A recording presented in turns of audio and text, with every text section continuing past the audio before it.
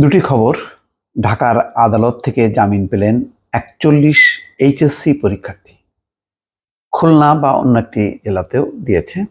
এবং ওবায়দুল কাদের বলছেন, শিক্ষার্থীদের আটক ও হয়রানি করতে নিষেধ করা হয়েছে। তার মানে হচ্ছে স্বীকার করে নিলেন যে এরকম ঘটনা ঘটেছে। প্রথম দিকে তো তারা আইনমন্ত্রী, স্বরাষ্ট্রমন্ত্রী বলছে যে না, শিক্ষার্থীদের কোনো মামলায় জড়ানো হবে না, তাদেরকে হয়রানি করা হবে না, কেননা এগুলি তো সব করেছে জামাত, বিএনপির জঙ্গিরা, তাদের বিরুদ্ধেই অভিযান, এবং তাদের কাছে নাকি সব নাশকতার পুরো ছক, পরিকল্পনাকারী কারা কারা, কিভাবে কোথায় কি করেছে সব নাকি। এবং প্রধানমন্ত্রী নিজেও বলেছেন যে অনেক আগে থেকেই পরিকল্পনা চলছিল। তাহলে শিক্ষার্থীরা কেন? আসলে বারবার সরকার স্লিপ কাটার চেষ্টা করেছে। শিক্ষার্থীদের যে আন্দোলন, তাদের যে শক্তি, এটাকে অবজ্ঞা করা, উপেক্ষা করা, যখন নাকি ঘটে গেছে তখন আবার এটাকে পাশ কাটানোর চেষ্টা করছে। কারণ শিক্ষার্থীরা সরকারের মুখোমুখি, এটা সরকার স্বীকার করতে চায় না। তারা মনে করে এটা তাদের রাজনৈতিক পরাজয়। সুতরাং তারা তাদের প্রতিপক্ষ হিসেবে বারবার বিএনপি, জামাত, জঙ্গি, এই সমস্তগুলো, অপশক্তি, তৃতীয় শক্তি, এইগুলোকে দাঁড় করানোর চেষ্টা করে। এখন পরিস্থিতি বিপাক, কারণ সারা দেশব্যাপী ঢাকা শহরে বহু জায়গায় রাতে রাতে ব্লক রেড দিয়ে শিক্ষার্থীদেরকে আটক করা হয়েছে। ঘুমন্ত বাচ্চাদেরকে বাবা মার কোল থেকে টেনে নিয়ে চলে গেছে। এত শিক্ষার্থী কারাগারে, ঢাকার কারাগারে, সারা দেশের বিভিন্ন কারাগারে কত শিক্ষার্থী আটক হয়েছে, কত শিক্ষার্থীর এখনো খোঁজ ঠিক মতন বাবা মাও জানে না। এমন পরিস্থিতিতে এখন পরিস্থিতি দেখছে যে না, কোনোভাবেই এটা অন্যদিকে টার্ন করা গেল না, এবং শিক্ষার্থীরা জেগে উঠেছে। এর মধ্যে ৬ সমন্বয়ককে নিয়ে এক সপ্তাহ ধরে নানা নাটকীয়তা ঘটনা ঘটিয়েছে ডিবি হারুন। তাকে চলে যেতে হয়েছে, এবং তারা বলেছে যে না, তাদেরকে জোর করে এই বিবৃতি দিতে হয়েছে। অনেক নাটকীয়তা, প্রত্যেকটা মৃত্যু নিয়ে নাটকীয়তা। আবু সাইদদের যেখানে প্রকাশ্যে ঘটনা, সেখানে পুলিশ, এখানে আসামি হওয়ার কথা, সংশ্লিষ্ট পুলিশ আসামি করা হয়েছে এক কিশোরকে।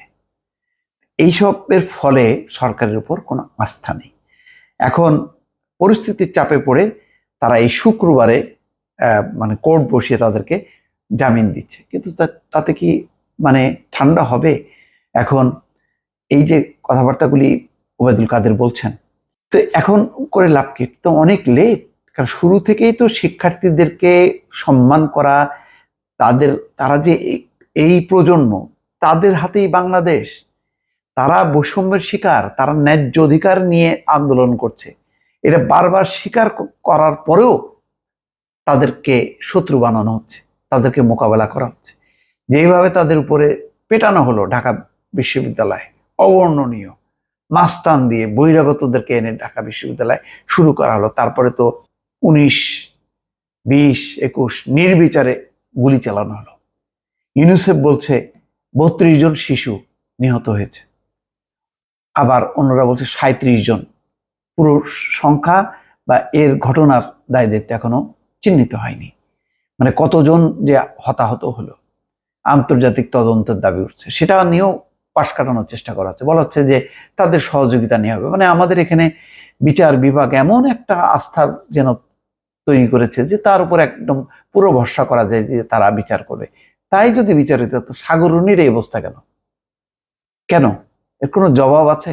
জবাব নেই। কেন? সরকার হচ্ছে একেবারেই অন্ধ, এবং সে তার মনে করে যে পুলিশ প্রশাসন, আর্মি, পুলিশ সব পুরো তার হাতের মধ্যে আছে, সেটা দিয়ে ডান্ডা মেরে ঠান্ডা করে দেশ শাসন করবে।